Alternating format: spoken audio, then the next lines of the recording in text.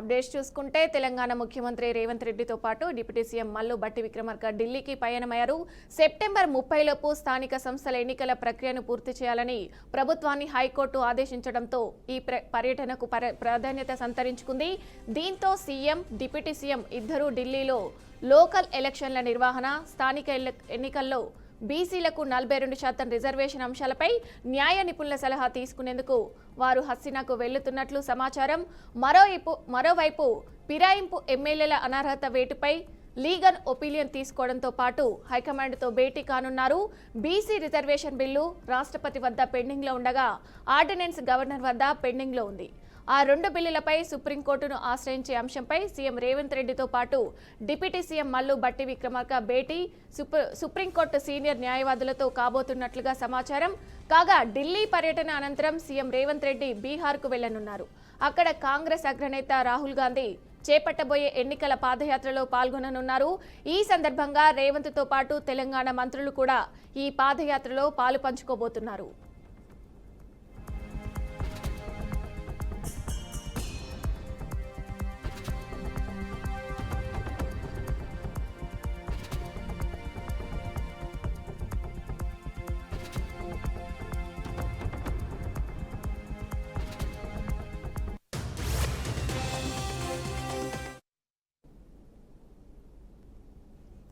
CM Revanth Reddy ఆహ్వానం మేరకే కాంగ్రెస్ లో చేరినట్లు కడియం శ్రీహరి తెలిపారు. తనను నమ్మి ఓటు వేసిన ప్రజలకు న్యాయం చేసేందుకు పార్టీ కండువా కప్పుకున్నానన్నారు. ఎమ్మెల్యేగా గెలిచి నియోజకవర్గాన్ని అభివృద్ధి చేసేందుకు అధికారంలో ఉన్న పార్టీలోకి చేరానని తెలిపారు. ప్రభుత్వానికి నా అనుభవం కావాలని రేవంత్ ఆహ్వానించారన్నారు. నేను ఎమ్మెల్యేగా పోటీ చేశాను. మీ ముందుకు వచ్చి నాకు ఒక అవకాశం ఇవ్వండి, మన గ్రామాలను అభివృద్ధి చేసుకుందామని చెప్పాను. మీరు నమ్మకంతో నాకు ఓటేసి గెలిపించారు. నేను గెలిచిన పార్టీ అధికారంలోకి రాలేదు, కానీ ఈ నియోజకవర్గ ప్రజలకు ఇచ్చిన హామీని ఎట్లా నిలబెట్టుకోవాలి, ఈ గ్రామాలు ఎట్లా బాగుపడాలి, ఈ నియోజకవర్గం ఎట్లా అభివృద్ధి చెందాలని ఆలోచించి నేను కాంగ్రెస్ పార్టీలో చేరడం జరిగింది. రాష్ట్రంలో కాంగ్రెస్ ప్రభుత్వం ఉన్నది. ముఖ్యమంత్రిగా గౌరవనీయులు రేవంత్ రెడ్డి గారు ఉన్నారు. రేవంత్ రెడ్డి గారు స్వయంగా పిలిచి, అన్న మీరు మా పార్టీలోకి రండి, ప్రభుత్వానికి మీ అనుభవం అవసరం, మీ నియోజకవర్గ అభివృద్ధిని మీరు ఊహించిన దానికంటే బ్రహ్మాండంగా చేద్దామని చెప్పి వారు నన్ను కాంగ్రెస్ పార్టీలోకి ఆహ్వానించడం జరిగింది. ఈ నియోజకవర్గం యొక్క అభివృద్ధిని దృష్టిలో పెట్టుకొని ప్రభుత్వం అండ ఉంటేనే, ప్రభుత్వ సహకారం ఉంటేనే అభివృద్ధి చేయగలుగుతామని ఆలోచించి నేను కాంగ్రెస్ పార్టీలోకి వచ్చి సంవత్సరం కావస్తున్నది. సీఎం రేవంత్ రెడ్డి దమ్ముంటే ఉస్మానియాకు పోలీసులు లేకుండా, సెక్యూరిటీ లేకుండా వెళ్లాలని సవాల్ విసిరారు మాజీ మంత్రి హరీష్ రావు. రేవంత్ వస్తున్నారని అక్కడి విద్యార్థులను 3 రోజులుగా అరెస్టు చేస్తున్నారని విమర్శించారు. బీఆర్ఎస్ హయాంలో కట్టిన బిల్డింగుకు రేవంత్ రిబ్బన్ కట్ చేయడంపై ఎద్దేవా చేశారు. గజంకు ఒక్క పోలీసు, ఇనుప కంచెల మధ్య అక్కడికి వెళ్లడం ఏంటని ప్రశ్నించారు. ఉస్మానియాకు రేవంత్ కొత్తగా ఏమిచ్చాడని ప్రశ్నించారు. రిబ్బన్ కట్టింగ్ కోసం జేబులో కత్తెర పెట్టుకుని తిరుగుతున్నాడని ఎద్దేవా చేశారు. ఈయన ఉస్మానియా యూనివర్సిటీకి పోతే పరిస్థితి ఏంటంటే 3 రోజుల నుంచి పోరాటాలను అరెస్ట్ చేశారు. రేవంత్ రెడ్డి వస్తాడని 3 రోజుల నుంచి ఉస్మానియా యూనివర్సిటీలో పిల్లలందరినీ అరెస్ట్ చేసి పోలీస్ స్టేషన్లో పెడతా ఉన్నారు. మొత్తం ఇనుప కంచెలు పెట్టిండ్రు, గజంకొక్క పోలీసుని పెట్టిండ్రు. ఇక దానికి ఈయన పోతాడట. నీ గొప్పతనం ఏంది నాయన? గజంకో పోలీసుని పెట్టి, ఇనుప కంచెలు పెట్టి, పిల్లల్ని అరెస్ట్ చేసి నువ్వేదో యూనివర్సిటీకి పోయి ఉద్ధరిస్తా అని మాట్లాడుతున్నావు. అది కూడా దేనికోసం పోతున్నావు? వెనకట మా సబితక్క పోయి కొబ్బరికాయ కొడితే ఆ బిల్డింగ్ తయారైతే దాన్ని రిబ్బన్ కత్తిరీనికి పోతున్నావు. నువ్వు కొత్తగా ఇచ్చింది లేదు, కొత్తగా కట్టింది లేదు, కొత్తగా మంజూరు చేసింది లేదు. ఆనాడు సబితక్క పైసలు శాంక్షన్ చేసి పోయి కొబ్బరికాయ కొడితే బిల్డింగ్ తయారైతే దాన్ని రిబ్బన్ కత్తిరీనికి పోయిండు రేవంత్ రెడ్డి. ఇక నేనేందో ఉస్మానియాకు ఏమో చేసింది అంట. నువ్వు చేసింది ఏమున్నది? బీఆర్ఎస్ కట్టిన దానికి రిబ్బన్ కత్తిరించుడు, కత్తెర జేబులో పెట్టుకొని తిరుగుతున్నావు. నువ్వు అంతకు మించి ఏమన్నా ఉన్నది? ఆడపిల్లలకి స్కూటీలు ఇస్తాను మోసం చేస్తేవి, నిరుద్యోగ భృతిని మోసం చేస్తేవి, తులం బంగారం అని మోసం చేస్తేవి, 2 లక్షల ఉద్యోగాలని మోసం చేస్తేవి, ఏది ఏవైతివి ఇంకేందో ఎగబెట్టినా అని ఉస్మానియా యూనివర్సిటీకి పోలీసు వాళ్ళని పెట్టుకొని రాబట్టివి. దమ్ముంటే గన్మెన్లు లేకుండా పోలీసు వాళ్ళు లేకుండా ఒక్కడివిరా ఉస్మానియా యూనివర్సిటీకి. వెనకట నాకు బాగా గుర్తు, అప్పుడు తెలంగాణ ఉద్యమం బాగా నడుస్తుండే 2012లో. వీళ్ళంతా తెలుగుదేశం పార్టీలు ఉండ్రు. ఈయన ఇంకా కొంతమంది ఉస్మానియా యూనివర్సిటీకి వచ్చారు. ఈయన కూడా వచ్చిండు అలా. వీళ్ళందరూ ఉస్మానియా యూనివర్సిటీకి వస్తే పిల్లలు మయ్యర అందుకున్నారు. సందులో కూడా ఉరికిండి రేవంత్ రెడ్డి. అప్పుడు సందులో కూడా ఉరికినోడు తెలంగాణ ఉద్యమంలో. ఇవాళ నేనేందో వచ్చినా అని మాట్లాడుతుండ్రు. ఇవాళ ప్రజలకు అన్ని తెలుసు. ఇప్పటికైనా ఉస్మానియా యూనివర్సిటీలో బేషరతుగా మీకు ఇచ్చిన హామీలు అమలు చేయనందుకు క్షమాపణ చెప్తున్నా అని చెంపలేసుకో. ఎప్పట్లోగా చేస్తావో చెప్పు నువ్వు. ఇవాళ ఉస్మానియా యూనివర్సిటీకి మల్నాడు రెస్టారెంట్ డ్రగ్స్ కేసులో కీలక పరిణామం చోటు చేసుకుంది. ఈ కేసుకు సంబంధించి మరో 4గురిని పోలీసులు అరెస్ట్ చేశారు. అమెరికా నుంచి రిటర్న్ వచ్చిన నీలిమతో పాటు మరో 3 అరెస్ట్ చేశారు. కుటుంబ సమస్యల కారణంగా నీలిమ డ్రగ్స్ కు అలవాటైనట్లు తెలిపింది. నీలిమతో పాటు రాజమండ్రి డిప్యూటీ ఎంఆర్ఓ మణిదీప్ను కూడా ఈగల్ టీం అరెస్ట్ చేసింది. మల్నాడు రెస్టారెంట్స్ డ్రగ్స్ కేసులో కీలకంగా ఉన్న విక్రమ్, ధర్మతేజ కలిసి డ్రగ్స్ విక్రయాలు చేసినట్లు పోలీసులు తెలిపారు. బెంగళూరు నుంచి డ్రగ్స్ తీసుకొచ్చి సేవిస్తుండగా రెడ్ హ్యాండెడ్ గా పట్టుకున్న ఈగల్ టీం కేసు నమోదు చేసింది.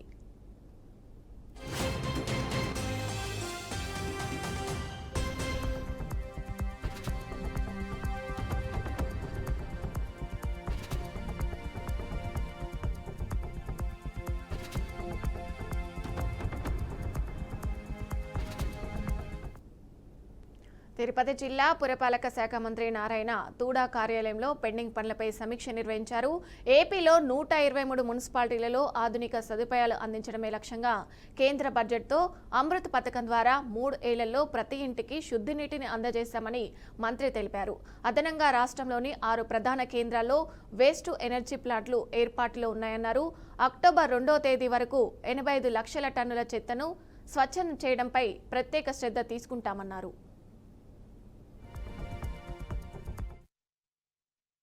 అందుకనే ఇప్పుడు రాష్ట్రంలో 123 మున్సిపాలిటీస్ ఉంటే 123 మున్సిపాలిటీస్లో అక్కడ ఉన్న మున్సిపాలిటీస్ కావచ్చు, అథారిటీస్ కావచ్చు, అర్బన్ అథారిటీస్ అందరికి ఇచ్చిన ఇన్స్ట్రక్షన్ ఏంటంటే ప్రజలకు అవసరమైన బేసిక్ ఇన్ఫ్రాస్ట్రక్చర్ని కంప్లీట్ చేయాలి. Drinking water high priority. దానికి అమృత 2.2 స్కీమ్ వచ్చింది కేంద్ర ప్రభుత్వం. త్వరలో టెండర్స్ ఫైనలైజ్ చేస్తున్నాం.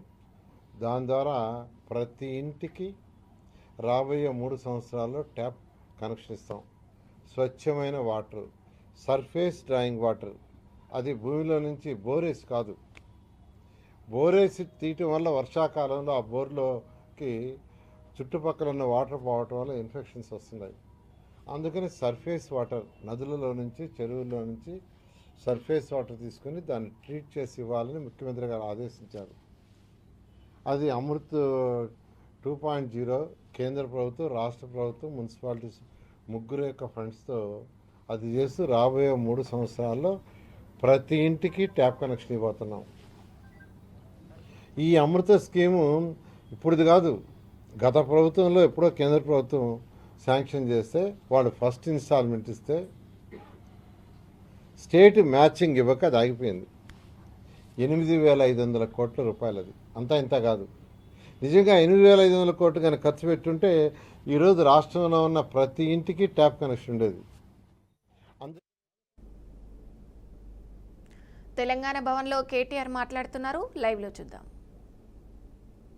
నేను మీ ద్వారా ఆర్మూర్లో ఉన్న ప్రతి నాయకుడిని, ప్రతి ఆడబిడ్డని, ప్రతి తమ్ముడిని కూడా కోరేది, నిజామాబాద్ జిల్లాలో ఉండే ప్రతి ఆడబిడ్డని, ప్రతి తమ్ముడిని కూడా కోరేది ఏమంటే ఒకటే, నిజంగానే 20 నెలల పరిపాలన మీకు నచ్చకపోతే, 20 నెలల్లో వీళ్ళు చేసిన మోసం మీకు అర్థమైతే, మీకు చెప్పిన ప్రతి మాట డొల్ల మాట, వీళ్ళు చెప్పిన ప్రతి హామీ డొల్ల హామీ అని మీకు అర్థమైతే తప్పకుండా స్థానిక సంస్థల్లో తగిన విధంగా తీర్పునియండి.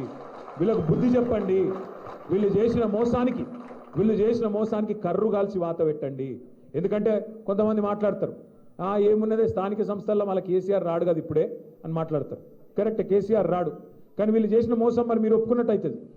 వీళ్ళకే ఓటేస్తే మళ్ళీ వీళ్ళు చేసిందే కరెక్ట్ అని చెప్పినట్టు అవుతుంది. కాబట్టి జాగ్రత్తగా ఉండండి, జాగ్రత్తగా ఆలోచించి ఓటేయండి తప్ప ఆగం కాకండి. ఎంత ఘోరం అంటే నిజంగా ఇవాళ ఉస్మానియా యూనివర్సిటీలో ముఖ్యమంత్రి గారు మాట్లాడుతుంటే నేను కూడా చూసిన. ఇంత అన్యాయంగా మాట్లాడతారా? ఆ కాలేజీలు కట్టింది కేసీఆర్ గారి నాయకత్వంలో మన సబితా ఇంద్రారెడ్డి గారు. ఆ బిల్డింగులు కట్టింది, హాస్టల్ బిల్డింగు, ఇంకో బిల్డింగ్ 2 కూడా కట్టింది సబితా ఇంద్రారెడ్డి గారు. ఇక రేవంత్ రెడ్డి గారేమో జేబులో కత్తెర పెట్టుకొని తిరుగుతుండు. కత్తెర అంటే పాకెట్లు కొడుతుంది కాదు, యాడ రిబ్బన్ కనబడుతుందా కట్ చేద్దామని చూస్తాడు. మనం కట్టిన ఫ్లైఓవర్లు ఆయనే కట్ చేస్తాడు, మనం కట్టిన బిల్డింగ్లు ఆయనే కట్ చేస్తాడు. పర్వాలేదు కానీ కొద్దిగా జాగ్రత్త రేవంత్ రెడ్డి గారు, జర జేబులో కత్తెర అటు ఇటు అయితే డేంజర్ ఉంటుంది, జాగ్రత్త.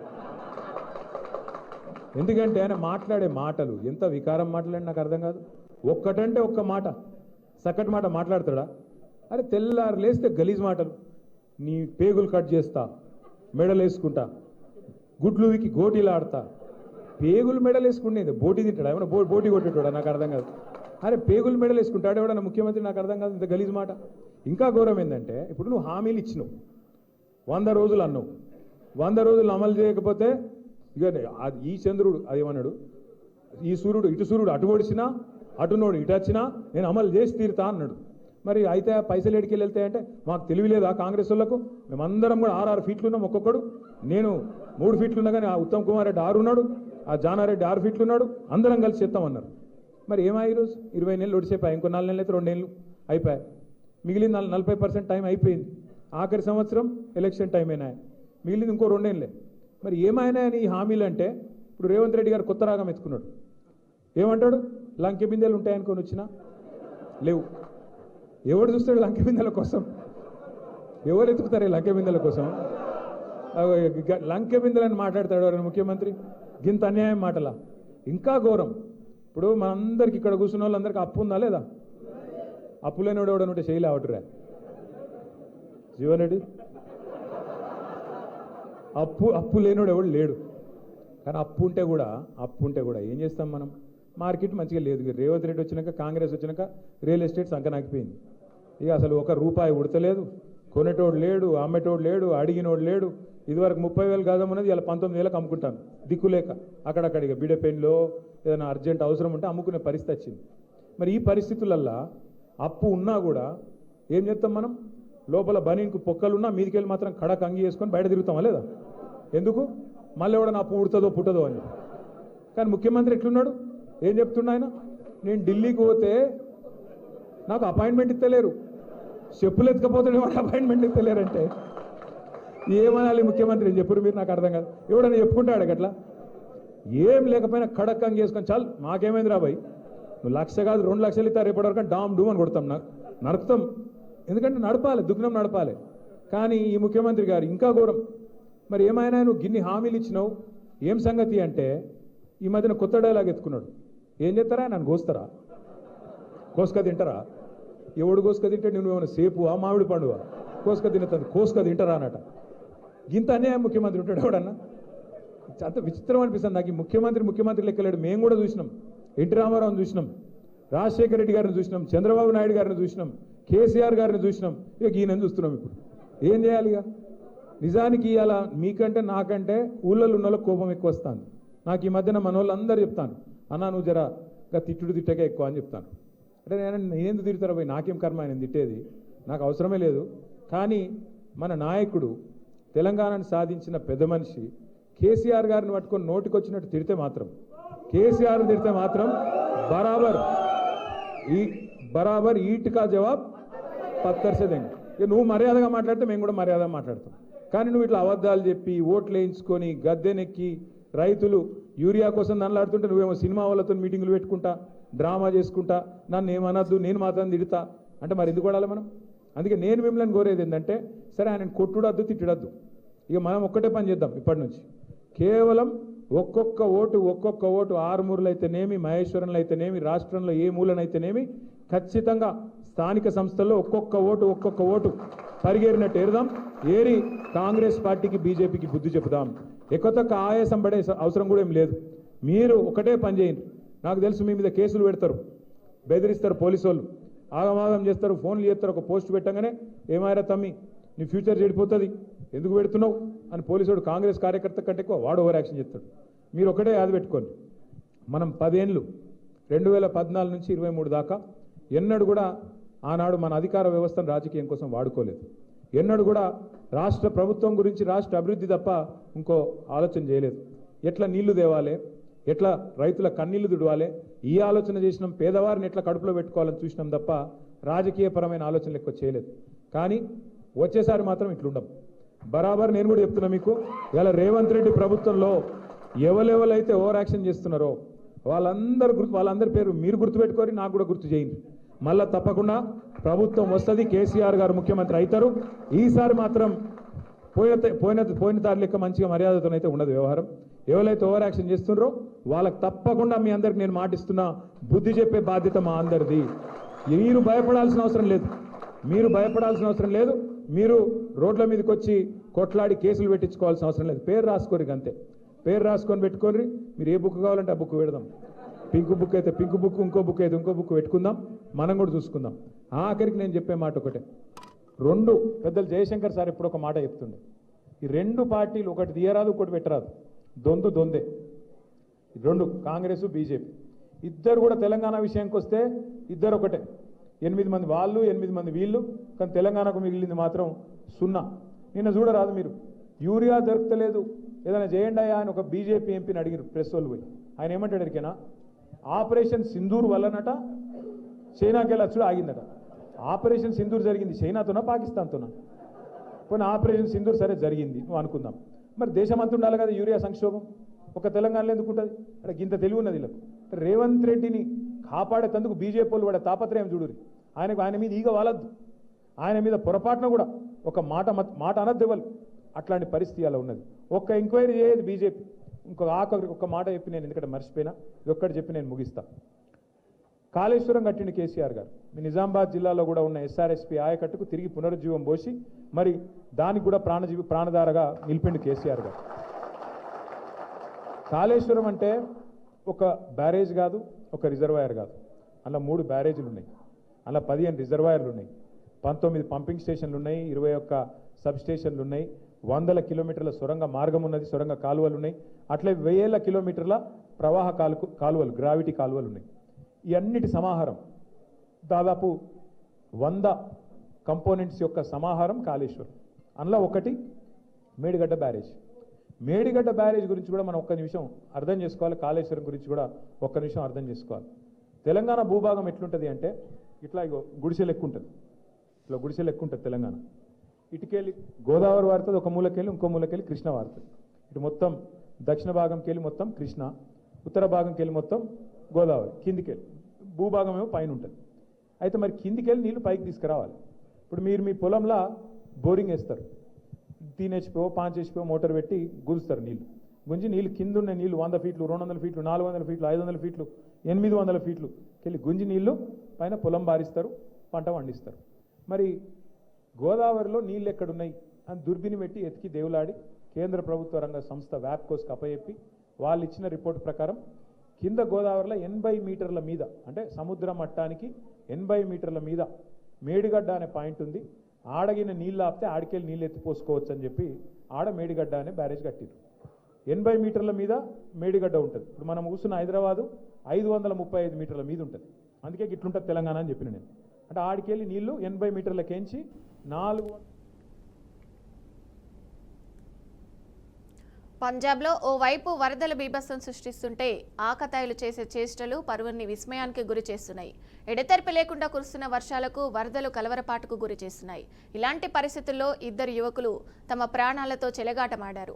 ఈ ఘటన పటియాల పరిధిలోని ములన్పూర్ జంతి రహదారిపై జరిగింది. స్థానికులు హెచ్చరిస్తున్నా వినకుండా ఉధృతంగా ప్రవహిస్తున్న వరద నీటిలో ఆ యువకులు జీపును నడిపారు.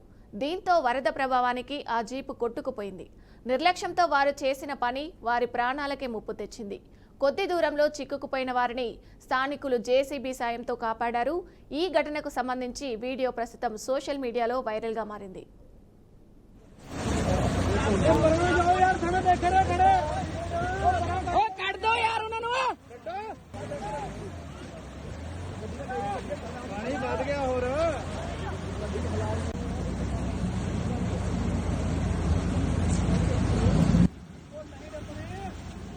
गई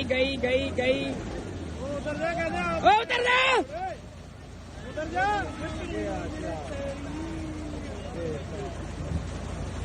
हो गई मारते कहते छाल मारते ओ निकल जा परान निकल जाओ यार ओ परान हो जाओ